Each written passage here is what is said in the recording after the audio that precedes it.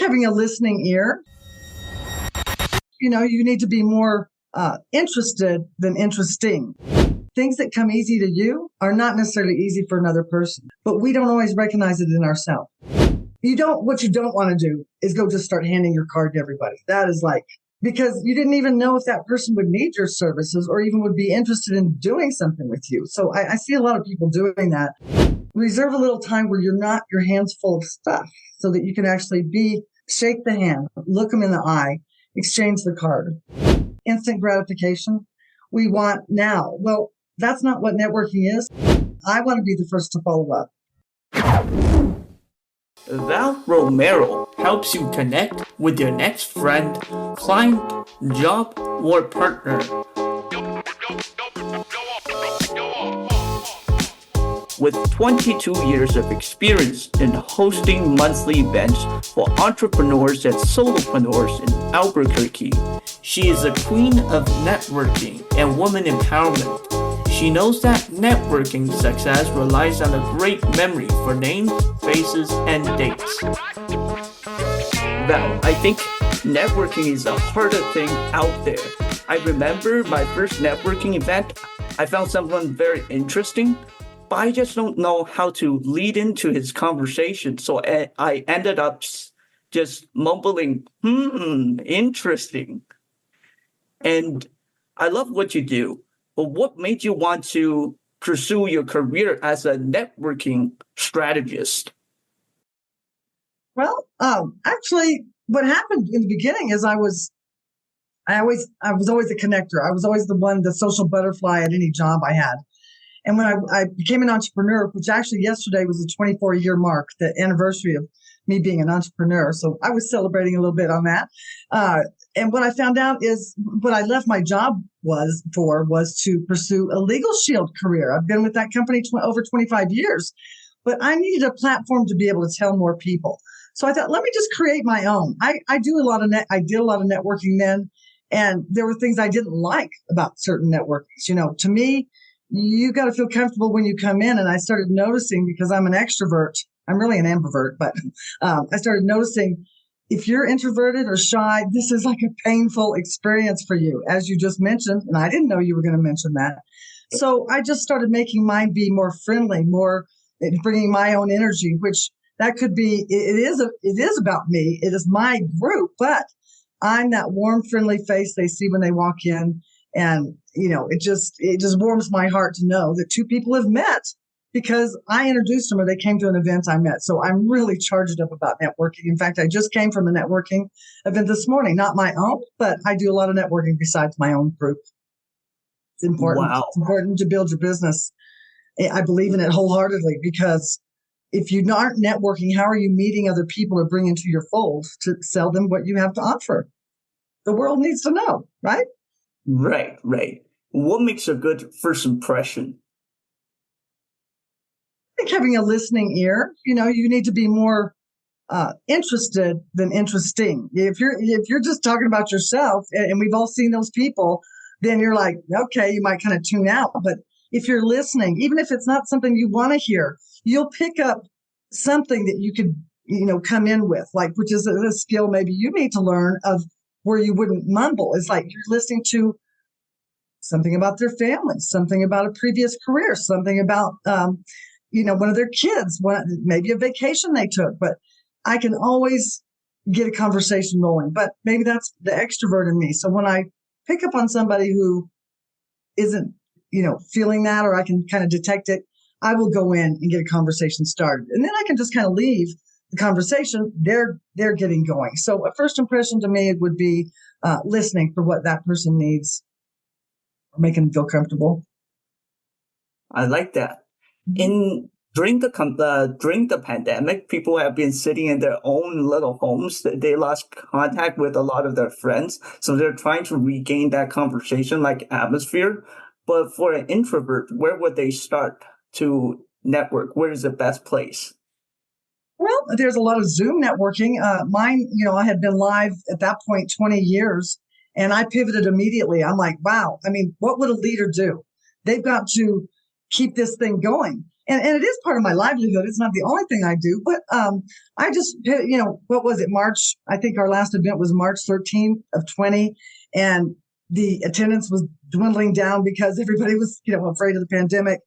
And I always do the second Friday. And so the next, April, I had a Zoom meeting, and those have morphed. I still do those, not exclusively. I kind of have a hybrid, but people still like being on Zoom. They don't have to come out of their house. There's a certain amount of people. I mean, I don't really like being on Zoom so much, even though I am a lot, but there's still that. I think it's a different interaction because you can go into breakout rooms, you can have some one-on-one interaction and get to know somebody deeper and keep building that relationship. And so it's a beautiful thing that came out of COVID, right? There's always a silver lining to everything, is the whole way we can Zoom and reach people all across the country. Like, I would have never known about you. I've been following Forbes for about 3 years now. So glad I connected with you, because it's all about connections. Thank you, Val. It is definitely a pleasure to connect with you. But it sounds like that you have a large following. You have a large network. But for a regular person, how would they start a networking group? Well, how could they create? Some people probably wouldn't want to create one on their own. I've thought before about, could I create an intellectual property of my own community and sell Women Make a Difference franchises across the country? Because if somebody had it like business in a box, so to speak, they said, oh, here's all the things you need to do to start one. Jerry, you might have this. Things that come easy to you are not necessarily easy for another person, but we don't always recognize it in ourselves. So the fact that I remember names and faces and dates, and that comes in very key. People feel so good when you remember something about them or even their name. It's really great. Then they may feel more comfortable starting one if they knew all the little pieces. It comes so easy to me. But I would say if you're just starting, I would just research online any meetup groups that might be in your category, or your local Rotaries, or there's B&I. There's all kinds of networking. I'm really proud of the fact that in my Albuquerque area, and we've got about 1 million population, maybe 1.2 million, that I'm the only one that is not a national organization, and I've kept it going this long. So I'm recognized in my community, which feels good, but I'm also recognized as the queen of networking, and that's kind of cool too, because it gives me an automatic know, like, trust, right? People know me, they like me, and they trust me for whatever I'm bringing, which is just other resources to the community. So if a person's shy, they just need to get out there and go to something. Or I would be happy to invite them to my next Zoom meeting, which is March 15th, I believe. But maybe we'll do that at the end, where you would give me an opportunity to tell people where they could find me. Wow, definitely.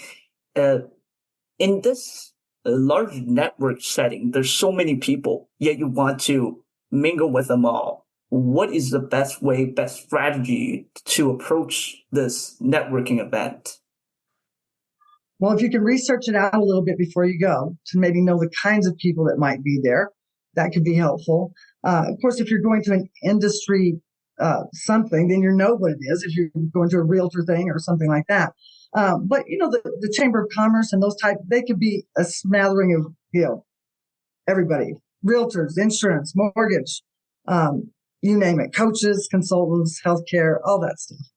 And what you don't want to do is go just start handing your card to everybody. That is because you didn't even know if that person would need your services or even would be interested in doing something with you. So I see a lot of people doing that. You can have short conversations, and it's just to get to know someone. Hey, I'd like to take this further, but I really am here to meet a lot of other people. So let me exchange cards with you, and then we can meet, one-on-one later for coffee. That's a good strategy. Or there's that person that might just keep talking to you, and you're like, man, I'm wasting time. I only have 2 hours for this function. I need to get on with it, right? And I just have a funny phrase, and it works. Jerry, say you're talking to me, Jerry, and you're going on, and really I am trying to meet other people. I said, Jerry, I know you didn't come here just to talk to me. I'll let you go so we can go meet other people. hopefully your face isn't showing is like, you are boring me, quit talking. But we've all run into that person, right? That you don't know how to get out of it, the conversation, right? Because it's going on too long. That way you're not offensive. It's kind of an easy off. Also, it's kind of a strategy, kind of just a tip, is usually there's food and drink, right, at a networking event. And we want that. We paid for that, or, we want it. But if you're trying to balance a drink and food and talk to somebody and exchange cards, is like not the greatest thing. So if you have an intention before you go, say, I'm going to meet 3 quality people.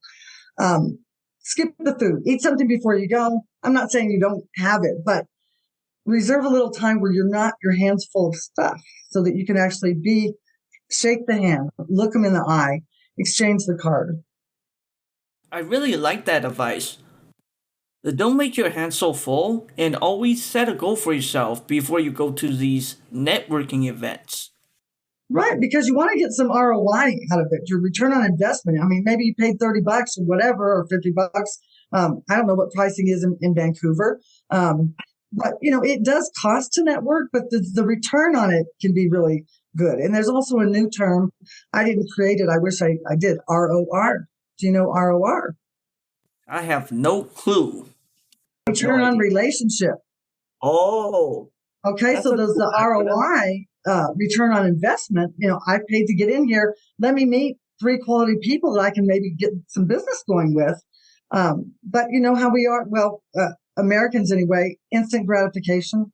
We want now. Well, that's not what networking is. Sometimes it could be an instant business, but mostly it takes time to build a relationship, get familiar with someone, get them to know, like, and trust you so that you can do business or be referable for them, right? So that's why it's important to meet one-on-one to find out about that person, because on the surface, you may not refer them just because you heard that they were a mortgage broker, want to get to know them. So there's all kinds of little nuances to, make that happen. And then the follow-up, of course, is like the most important thing. I met you and then I never talked to you again, Jerry. What a shame, right? If I met you somewhere. Like that. I need to follow up with you and say, hey, it was great meeting you at that chamber event last night. Or, if you can do 24, 48 hours, that's primo. I kind of have a game that I want to be the first to follow up. I'm not going to wait for that person. And I'm not always 100% on it, but I should measure that. I'm probably about 90% that I'm the one following up first. I think it looks good. It makes you look good. What's a proper etiquette for these, for exchanging information? Does it have to be a business card, or can you exchange social media? Because for us young folks, we like to do social media. Yes, you do. There's a lot of QR codes and, I've got Pitch 59. I'm not using that, but I could exchange that way. I'm kind of old school. I guess I still use the business cards. I always have my business cards, and I'm amazed when people show up to something and they say, oh, I left my cards at home. Like, what do you mean? You need to have, then you should have a QR code, but have a stash in your car, your glove box, your whatever, your wallet, put a few, you should always have a way to exchange information. I think that is like super key. So yeah, the younger generation does want to use more of the social media, and some of them can just go on there so fast and put something. I'm not so fast. For some reason, I get, I can work my phone, of course, but to do a number like that's just too much. So I like the QR code. Is that what you use? I use Social Tap. Yes, I like that. Mm-hmm. It's like it's almost like a virtual business card. You got the link for your website, your LinkedIn, your platforms like YouTube, Spotify, all that. I think it's cool and convenient. I have that too, and I'm not using that. So thank you for putting that back up there. It's like I need to, and I wouldn't even know. Sometime maybe we could talk offline. Tell me how to use that in the best way. For sure, definitely. I think for us young folks, we need to practice more. We need to get out into the world and not be trapped in this small world of ours that we called home. Yeah, you will have to. I don't think it's ever going to be just the computer, right? So I encourage you to get out in your local area. If you're staying in, get out and just because you'll have a lot more people to come onto your podcast if that's what you're looking for, right? Right. You've got something for them, and who knows? There's a lot of reciprocity in there. I think that's a good key takeaway. The law of reciprocity. What can you do for them, and what can they do for you? Right. Thank you so much, Val, for your time. It was a wonderful experience chatting with you, and it is definitely an honor to have you on the podcast. I appreciate that. I feel the same way, Jerry. Thank you so much.